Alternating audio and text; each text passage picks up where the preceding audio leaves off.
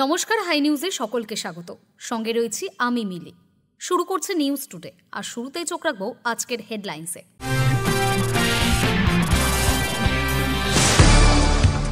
9 বছর পর হলো এসএসসির নিয়োগ পরীক্ষা। 14 সেপ্টেম্বর আরও এক দফার পরীক্ষা বাকি। এদিকে এসএসসি পরীক্ষার পরও নিয়োগের আশা দেখছেন না দিলীপ ঘোষ।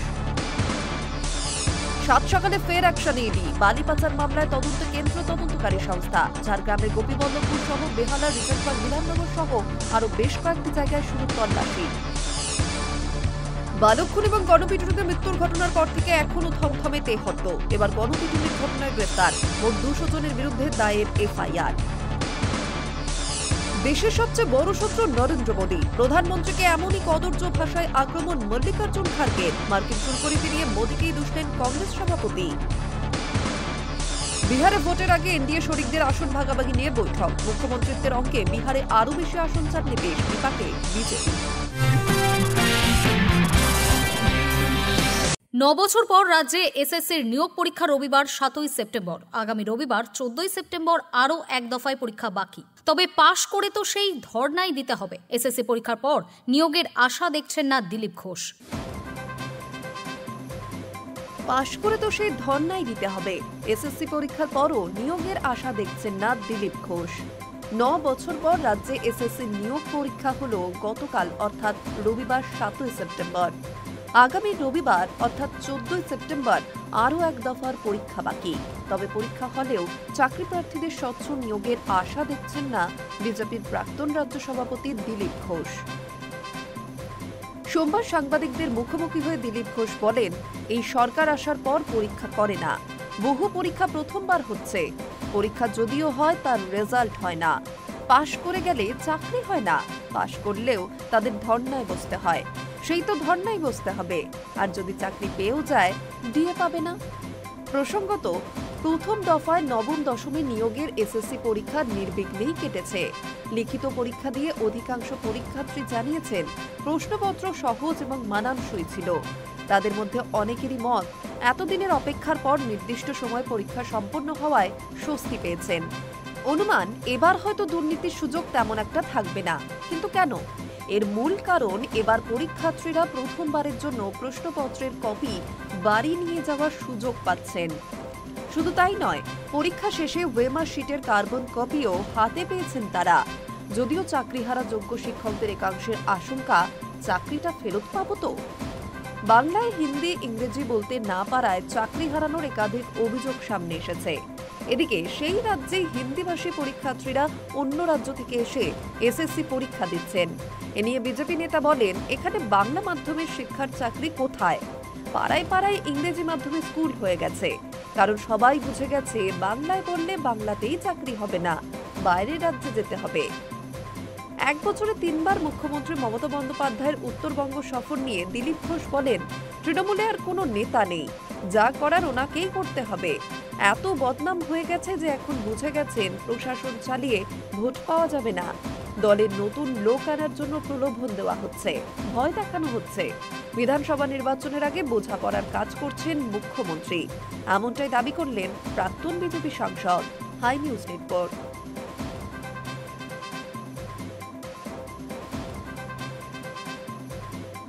সুপ্রিম কোর্টে শেষ রাজ্য সরকারি কর্মীদের ডিএ মামলার শুনানি। তবে রায়দান স্থগিত রেখেছেন বিচারপতি সঞ্জয় কারোল এবং বিচারপতি প্রশান্ত কুমারের বেঞ্চ। রাজ্যকে নিজের বক্তব্য জানানোর জন্য এদিন 2 সপ্তাহ সময় দেওয়া হয়েছে আদালতের তরফে। কর্মচারীদের বক্তব্য জানাতে 1 সপ্তাহ সময় দেওয়া হয়েছে। সুপ্রিম কোর্টে শেষ রাজ্য সরকারি কর্মীদের ডিএ মামলার শুনানি। তবে রায়দান স্থগিত রেখেছেন বিচারপতি সঞ্জয় কারোল এবং বিচারপতি প্রশান্ত কুমারের বেঞ্চ। রাজ্যকে নিজের বক্তব্য জানানোর জন্য 2 সপ্তাহ সময় দেওয়া হয়েছে আদালতের তরফে। কর্মচারীদের বক্তব্য জানতে 1 সপ্তাহ সময় দেওয়া হয়েছে। রাজ্য সরকারি কর্মীদের বকেয়া ডিএ নিয়ে দীর্ঘদিন ধরে মামলা চলছে শীর্ষ আদালতে। গত 16 মে সুপ্রিম কোর্টে ডিএ মামলার বিচারপতি সঞ্জয় কারোল এবং বিচারপতি মনোজ মিশ্রের ডিভিশন বেঞ্চের নির্দেশ ছিল 4 সপ্তাহের মধ্যে বকেয়া ডিএর 25% মিটিয়ে দিতে হবে। যদিও রাজ্যের তরফে বর্ষিয়ান আইনজীবী অভিষেক মনু সিংভি বরাবরই এই যুক্তি দেখান, ডিএ রাজ্যের সরকারি কর্মীদের অধিকারের মধ্যে পড়ে না। তাতে বিচারপতিদের পর্যবেক্ষণ ছিল তা না হলেও দিনের পর দিন টাকা এভাবে আটকে রাখা যায় না, তাই ন্যূনতমটুকু নির্দিষ্ট সময়ের মধ্যে মিটিয়ে দিতেই হবে। শীর্ষ আদালতের দেওয়া সময়সীমা পেরোলেও এখনো মহার্ঘ ভাতা পাননি সরকারি কর্মীরা। এর মাঝে কিছুদিন আগে রাজ্য সরকার আগেই শীর্ষ আদালতের রায় পুনর্বিবেচনার আবেদন জানিয়েছিল। সেই আবেদনে বলা হয় সুপ্রিম কোর্টের ডিএ সংক্রান্ত নির্দেশ কার্যকর করতে আর 6 মাস সময় দরকার, কারণ বকেয়া মহার্ঘ ভাতা দিতে যে পরিমাণ অর্থ প্রয়োজন চলতি অর্থবর্ষে সেই বাজেট বরাদ্দ নেই। অবশেষে সোমবার প্রায় সব পক্ষের বক্তব্য শোনা হলো আদালতে। রায়দান স্থগিত রেখেছেন বিচারপতি সঞ্জয় কারোল এবং বিচারপতি প্রশান্ত কুমারের বেঞ্চ।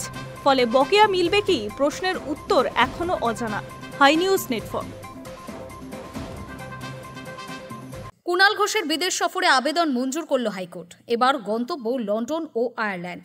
অক্টোবরে সাংস্কৃতিক এবং আনুষঙ্গিক কর্মসূচিতে যোগ দিতে বিদেশে যাওয়ার অনুমতি চেয়েছিলেন তৃণমূলের মুখপাত্র। সোমবার বিচারপতি শুভ্রা ঘোষের ডিভিশন বেঞ্চ সেই আবেদন মঞ্জুর করে জানিয়েছেন, আগের মতোই সমস্ত শর্ত মানতে হবে কুণালকে। কুণাল ঘোষের বিদেশ সফরে আবেদন মঞ্জুর করল হাইকোর্ট। এবার গন্তব্য লন্ডন এবং আয়ারল্যান্ড। অক্টোবরে সাংস্কৃতিক এবং আনুষঙ্গিক কর্মসূচিতে যোগ দিতে বিদেশে যাওয়ার অনুমতি চেয়েছিলেন তৃণমূলের মুখপাত্র কুণাল ঘোষ। সোমবার বিচারপতি শুভ্রা ঘোষের ডিভিশন বেঞ্চ সেই আবেদন মঞ্জুর করে জানিয়েছে, আগের মতোই সমস্ত শর্ত মানতে হবে কুণালকে। আদালতে কুণাল ঘোষের আইনজীবী অয়ন চক্রবর্তী জানান, তার মক্কেল প্রতিবারই নিয়ম মেনে সফর সম্পন্ন করেছেন। এমনকি সিবিআইও তাদের রিপোর্টে উল্লেখ করেছে, কুণাল ঘোষ সবসময় আদালতের নির্দেশ মেনে চলেন। তারপরেই আদালত সবুজ সংকেত দেয়। কুণাল ঘোষ বলেন, জামিনের শর্তেই ছিল বিদেশ যেতে গেলে কোর্টের অনুমতি নিতে হবে। আইন মেনেই আমি সেই অনুমতি নিয়েছি। শর্ত অপরিবর্তিত। আগের সফরের মতোই 5 লক্ষ টাকার বন্ড জমা রাখতে হবে কুণালকে। সফর শেষে দেশে ফিরলেই সেই অর্থ ফেরত পাবেন তিনি। এর আগেও কোর্টের অনুমতি নিয়েই সিঙ্গাপুর, দুবাই, লন্ডন গিয়েছেন Kunal Ghosh. Hi news network.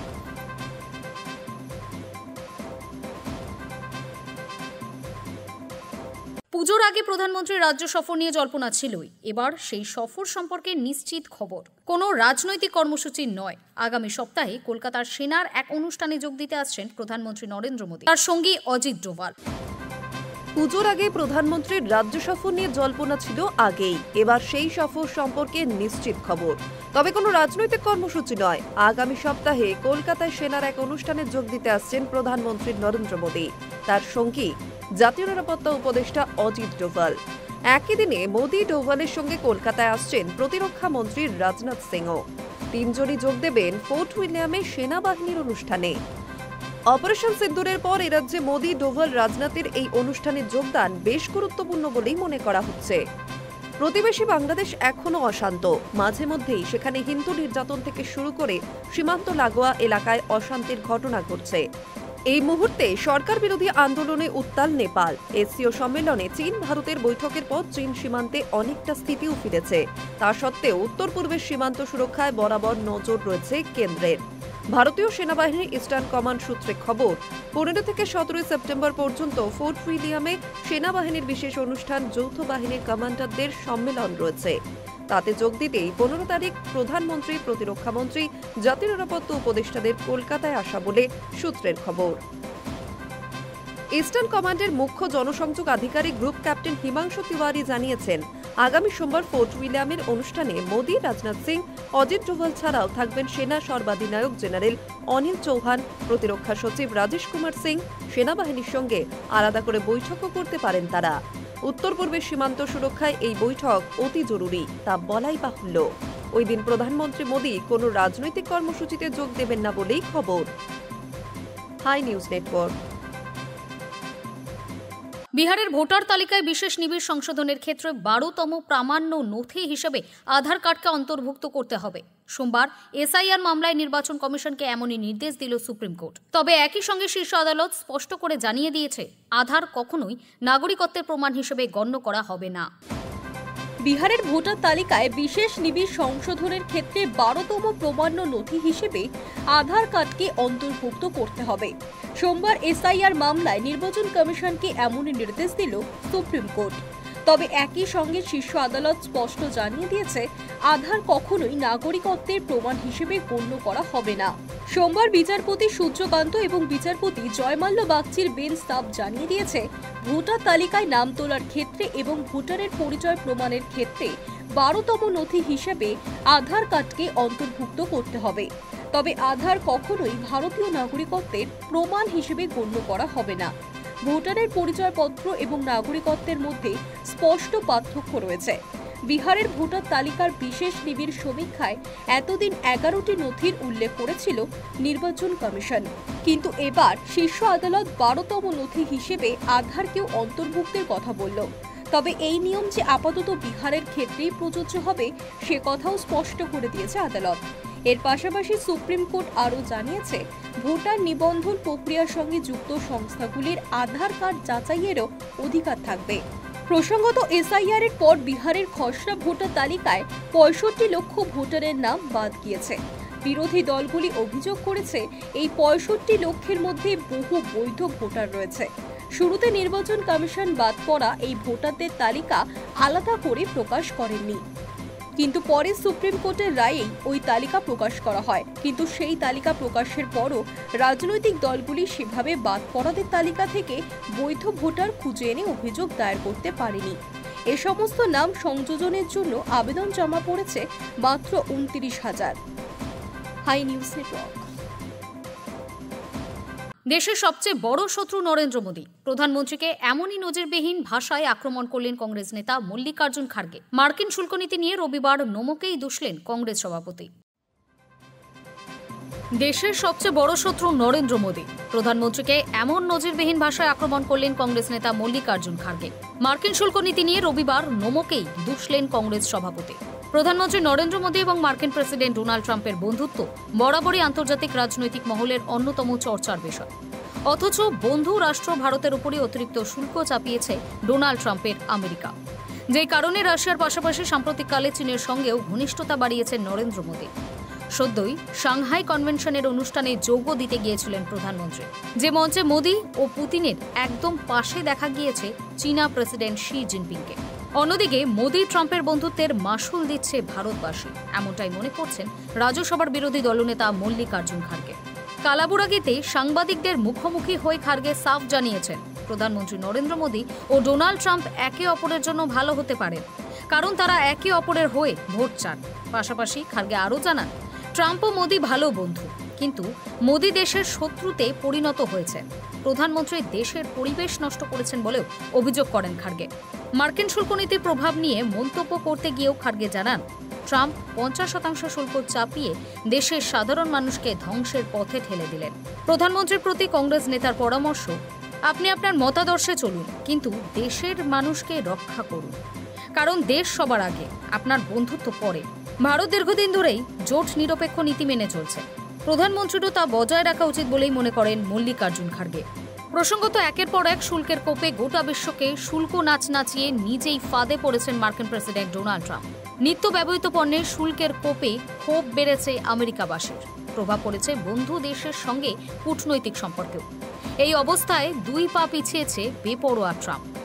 ভাঙব তবু মোচকাবো না, এই মানসিকতায় তিনি সই করলেন নয়া আদেশনামায়, যার মাধ্যমে এবার থেকে আমেরিকায় শুল্ক মুক্ত বাণিজ্য করা যাবে বহু পণ্যে। গত শুক্রবার নয়া আদেশনামায় সই করেছেন মার্কিন প্রেসিডেন্ট, যার মাধ্যমে গ্রাফাইট, টাংস্টেন, ইউরেনিয়াম, সোনার মতো ধাতু, ওষুধ সহ আরও বহু পণ্য আমেরিকায় রপ্তানি করতে গেলে কোনো শুল্ক দিতে হবে না, যার অর্থ আমেরিকায় প্রতি বছর বিপুল পরিমাণ ওষুধ ও ওষুধের কাঁচামাল রপ্তানি করে ভারত। সেক্ষেত্রে এই সকল পণ্যে শুল্ক মুক্ত বাণিজ্য সম্ভব। সোমবার থেকে কার্যকর হবে এই শুল্ক ছাড়, যার জেরে উপকৃত হবে বহু দেশও। তবে সিলিকন জাতীয় পণ্যের ওপর কোনো ছাড় দেওয়া হয়নি মার্কিন প্রশাসনের তরফে। পাশাপাশি যে দেশগুলির সঙ্গে এখনও বাণিজ্য চুক্তি সম্পন্ন হয়নি, সেই দেশগুলির সঙ্গে চুক্তি সম্পন্ন করতে কোমর বেঁধে নেমে পড়েছে মার্কিন প্রশাসন। Hi news Network. নভেম্বরের গোড়ায় বিহারে বিধানসভার ভোট। আগামী মঙ্গলবার উপরাষ্ট্রপতি নির্বাচন পর্ব মেটার পর পাটনা অথবা দিল্লিতে বসবে বিহারের এনডিএ শরিকদের আসন ভাগাভাগি নিয়ে বৈঠক। এরই মধ্যে মুখ্যমন্ত্রিত্বের অঙ্কে বিহারে আরও বেশি আসন চান নীতিশ, বিপাকে বিজেপি। নভেম্বরের গোড়ায় বিহারের বিধানসভা ভোট। আগামী মঙ্গলবার উপরাষ্ট্রপতি নির্বাচন পর্ব মেটানোর পর পাটনা অথবা দিল্লিতে বসবে বিহারের এনডিএ শরিকদের আসন ভাগাভাগি নিয়ে বৈঠক হবে। এর মধ্যে মুখ্যমন্ত্রী তথা জেডিইউ সুপ্রিমো নীতিশ কুমার দাবি তুলেছেন, আগামী নির্বাচনে জেডিইউ আরও বেশি আসনে প্রতিদ্বন্দ্বিতা করবে। রাজপুর আসনে একতরফা জেডিইউ এর একজন প্রার্থীর নামও ঘোষণা করে দিয়েছেন মুখ্যমন্ত্রী। রাজপুরে গতবারের পরাজিত প্রার্থীর নামই ঘোষণা করেছেন নীতিশ। তা নিয়ে বিজেপির তেমন আপত্তি নেই, কিন্তু প্রকাশ্য মঞ্চ থেকে মুখ্যমন্ত্রীর বাড়িতে আসনের দাবিকে মোটেই ভালোভাবে নিচ্ছে না বিজেপি। বিহার বিজেপির শীর্ষ নেতা তথা মুখ্যমন্ত্রী সম্রাট চৌধুরীর প্রকাশ্যে মুখ্যমন্ত্রীর মন্তব্য নিয়ে উষ্মা প্রকাশ করেছেন। বলেছেন, আসন নিয়ে কয়েক দফা আলোচনা হয়েছে, কিন্তু চূড়ান্ত কথা হয়নি। এখনই প্রকাশ্যে মুখ খোলার সময় আসেনি। বিহারে এনডিএর বাকি জোট শরিকেরা অনেক আগে থেকেই বাড়তি আসন চেয়ে দরবার শুরু করেছে। চিরাগ পাসওয়ান লোক জনশক্তি, জিতেন রাম মাঝির ভারতীয় আওয়াম মোর্চা এবং মুকেশ সাহানির বিকাশশীল ঈশান পার্টি গতবারের থেকে বেশি আসন দাবি রেখেছে। এই পরিস্থিতিতে বিজেপি পরিকল্পনা ছিল জেডিইউ এর ভাগ থেকে আসন কমিয়ে বাড়ি শরিকদের সন্তুষ্ট করবে, কিন্তু নীতিশ পদ্ম শিবিরের ভাবনায় জল ঢেলে দিয়েছেন। প্রকাশ্য সভায় বলেছেন, এবারে আরও বেশি আসনে লড়াই করবে আমাদের দল। 2020 বিধানসভা ভোটে জেডিইউ 115 আসনে লড়াই করে মাত্র 43টিতে জয়ী হয়েছিল। অন্যদিকে 110টি লড়াই করে বিজেপি জিতেছিল 74টি আসনে।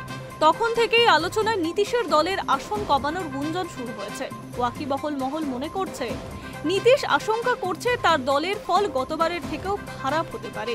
তাই বাড়তি আসনে লড়াই করে 43-এরও বেশি আসনে জয়ের রাস্তা তৈরি করার চেষ্টা করছেন নীতিশ। জেডিইউ এর নেতারা মনে করছেন, নীতিশকে মুখ্যমন্ত্রী প্রার্থী করে এনডিএ ভোটে লড়াই করলেও জেডিইউ এর আসন কমে গেলে বিজেপি সুর বদলে ফেলতে পারে। অন্য শরিকদের দিয়ে দাবি তোলাতে পারে নীতিশ যাতে মুখ্যমন্ত্রীর পদ ছেড়ে দেন। নীতিশের দলের চেয়ে দ্বিগুণ কাছাকাছি আসন পেয়েও বিজেপি মুখ্যমন্ত্রীর পদ এতকাল দাবি করেননি। যদিও বিহারে আসন্ন বিধানসভা ভোটে বিজেপির নেতৃত্বাধীন এনডিএ জোট ক্ষমতায় আসবে কিনা তা নিয়ে সংশয় আছে। প্রতিষ্ঠান বিরোধিতা হওয়ায় তো আছেই, তার সঙ্গে যুক্ত রয়েছে রাহুল গান্ধী অধিকার যাত্রাকে কেন্দ্র করে বিরোধীদের তৎপরতা। তাতে বাড়িতে মাত্র যোগ করেছে রাহুল তেজস্বীর বোঝাপড়া। High news network. উত্তরপ্রদেশ অধস্থান পরিষেবা নির্বাচন কমিশন বিভিন্ন বৃত্তিমূলক ক্ষেত্রে প্রশিক্ষক নিয়োগের চূড়ান্ত ফল ঘোষণা করেছে। এর ফলে 1510 জন যুবক চাকরি পেলেন। লোকভবনে এই ভাগ্যবান যুবকদের নিজে হাতে নিয়োগপত্র দিলেন উত্তরপ্রদেশের মুখ্যমন্ত্রী যোগী আদিত্যনাথ। উত্তরপ্রদেশ অধস্থান পরিষেবা নির্বাচন কমিশন বিভিন্ন বৃত্তিমূলক ক্ষেত্রে প্রশিক্ষক নিয়োগের চূড়ান্ত ফল ঘোষণা করেছে। এর ফলে 1510 জন যুবক চাকরি পেলেন। লোকভবনে এই ভাগ্যবান যুবকদের নিজে হাতে নিয়োগপত্র দিলেন উত্তরপ্রদেশের মুখ্যমন্ত্রী যোগী আদিত্যনাথ। বিভিন্ন জেলাতেও নিয়োগ দেওয়া হয় ইউপিএসএসএসসি কর্মীদের। সেক্ষেত্রে সফল যুবকদের হাতে নিয়োগপত্র তুলে দেন স্থানীয় বিধায়ক এবং সাংসদরা। ফের মুখ্যমন্ত্রী যোগী নিশ্চিত করেছেন, উত্তরপ্রদেশ সরকার সবকা সাথ সবকা বিকাশ সবকা বিশ্বাস মন্ত্র নিয়ে অক্লান্ত পরিশ্রম করছে। দেশের বৃহত্তম যুব জনগোষ্ঠীকে কর্মসংস্থান এবং ব্যক্তিগত উদ্যোগ উপার্জন সুযোগ করে দেওয়াই সর্বোচ্চ অগ্রাধিকার। রোজগার মেলার মাধ্যমে এখনো পর্যন্ত 4.13 লক্ষ যুবক চাকরি পেয়েছে। এর আগে উত্তরপ্রদেশে হোমগার্ড স্বেচ্ছাসেবকদের শূন্য পদে নিয়োগ প্রক্রিয়া শুরু করে যোগী সরকার। গত বছরে তিনি 44,000 শূন্য পদে নিয়োগের ঘোষণা দিয়েছিলেন। বৃহস্পতিবার নিজ বাসভবনে তিনি বৈঠক করে নিয়োগ প্রক্রিয়ায় স্বচ্ছতার জন্য বোর্ড গঠনের নির্দেশ দেন। বর্তমানে রাজ্যে 71,155 জন হোমগার্ড কর্মরত রয়েছে। সরকারি তথ্য মতে আগামী 10 বছরে প্রায় 38,000 স্বেচ্ছাসেবক অবসর নেবেন। রাজ্যে 50 বছরের বেশি হোমগার্ড কর্মী রয়েছে প্রায় 51%। কর্মীদের জন্য এক্স গ্রেটিয়া এবং পেনশনের মতো ব্যবস্থাগুলি অনলাইনে উপলব্ধ। হোমগার্ড মেট্রো মোবাইল অ্যাপের মাধ্যমে কাজকর্ম এখন আরও সহজ হয়েছে। কেন্দ্রীয় প্রশিক্ষণ ইনস্টিটিউট এবং 12টি বিভাগীয় প্রশিক্ষণ কেন্দ্র প্রতি বছর 15,000-এরও বেশি স্বেচ্ছাসেবককে প্রশিক্ষণ দিয়ে থাকে। Hi news Network. গঙ্গার জল বন্টন চুক্তির পুনর্নবীকরণ নিয়ে চলতি সপ্তাহে আলোচনায় বসতে চলেছে ভারত বাংলাদেশ। মঙ্গলবার নয়াদিল্লিতে দুই দেশের যৌথ নদী কমিশনের সদস্যরা বৈঠকে বসবেন। আলোচনার উদ্দেশ্য মূলত গঙ্গা পদ্মা জলবন্টন চুক্তি পর্যালোচনা করা এবং সংশ্লিষ্ট বিভিন্ন বিষয় নিয়ে আলোচনা করা।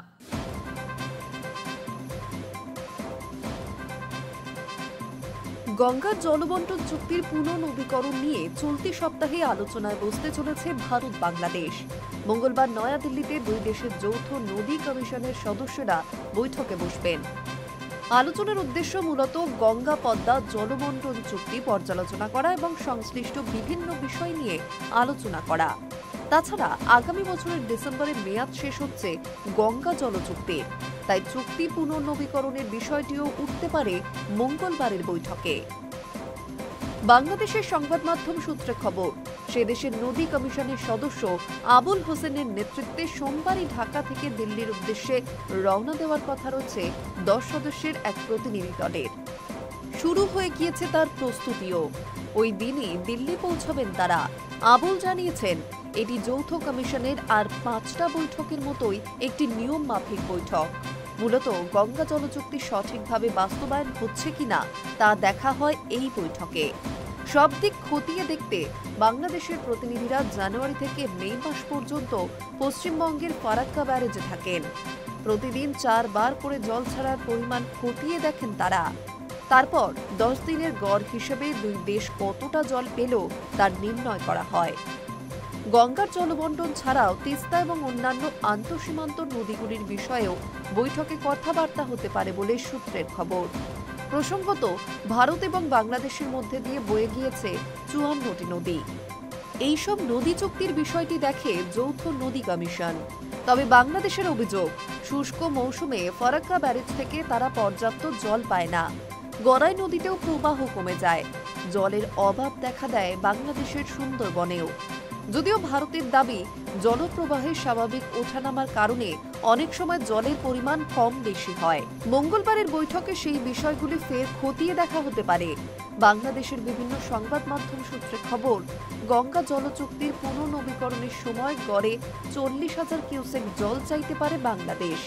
পাশাপাশি চুক্তিটি দীর্ঘমেয়াদী করার পরিকল্পনাও রয়েছে মোহাম্মদ ইউনূসের অন্তর্বর্তী সরকারের। প্রসঙ্গত, 1996 সালের 12 ডিসেম্বর ভারত ও বাংলাদেশের মধ্যে গঙ্গা পদ্মা জলবন্টন চুক্তি স্বাক্ষরিত হয়েছিল। গঙ্গার জল নিয়ে বাংলাদেশের সঙ্গে 30 বছরের চুক্তি করেছিল কেন্দ্রের এইচ.ডি. দেবগৌড়া যুক্তফ্রন্ট সরকার। তখন ঢাকায় শেখ হাসিনা সরকার ছিল। 96 সেই চুক্তির মেয়াদ 2026 সালে শেষ হচ্ছে। ফলে ধারণা করা হচ্ছে মঙ্গলবারের বৈঠকে নতুন করে উঠে আসতে পারে বেশ কিছু পর্যালোচনা এবং সংশোধন। সূত্রের খবর, বৈঠকে ধরলা, দুধকুমার, গোমতী, খোয়াই, মনু সহ 14টি নদীর জলবন্টন চুক্তির বিষয়েও প্রস্তাব করতে পারে Bangladesh. High news network.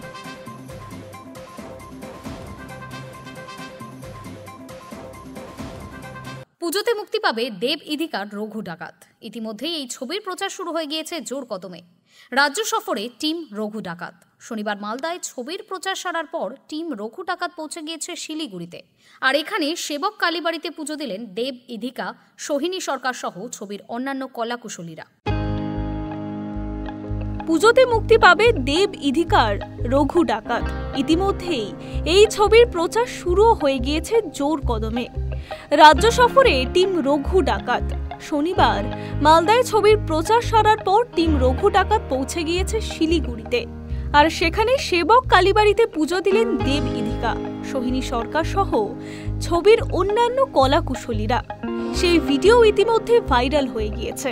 Team Raghu ডাকাত এর বাংলা সফর। পুজোয় মুক্তি পাচ্ছে এসভিএফ ও দেব এন্টারটেনমেন্ট ভেঞ্চার্সের যৌথ প্রযোজনার ছবি রঘু ডাকাত। সেই ছবির প্রচারেই এবার অভিনব পন্থা নিয়েছেন প্রযোজনা সংস্থারা। এবার বাংলার কোনায় কোনায় পৌঁছে যাবে রঘু ডাকাত ছবির কলাকুশলীরা। দর্শকদের সামনে মুক্তি পাবে ছবির গান, সিনেমার নতুন ঝলক। সেই সঙ্গে থাকবে রূপলী পর্দার নায়ক নায়িকাদের একেবারে সামনে থেকে দেখে নেওয়ার সুযোগ। মালদার পর শিলিগুড়িতে রঘু ডাকাতের প্রচার করবেন দেব।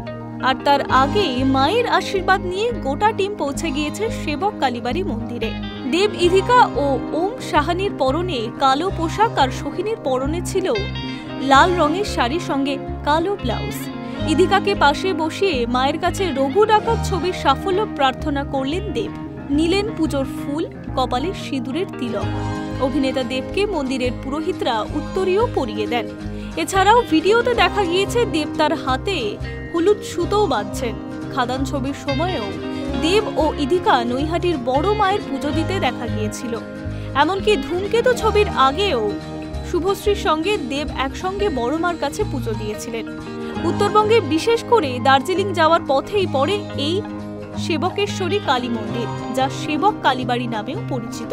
সেখানেই পুজো দিয়ে দার্জিলিং প্রচারের উদ্দেশ্যে রওনা দিলেন টিম রঘু ডাকাত।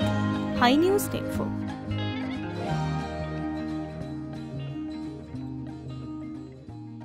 নিউজ টুডে এখনকার মতো এই পর্যন্তই। নজর রাখুন হাই নিউজে, নির্ভীক, নিরপেক্ষ।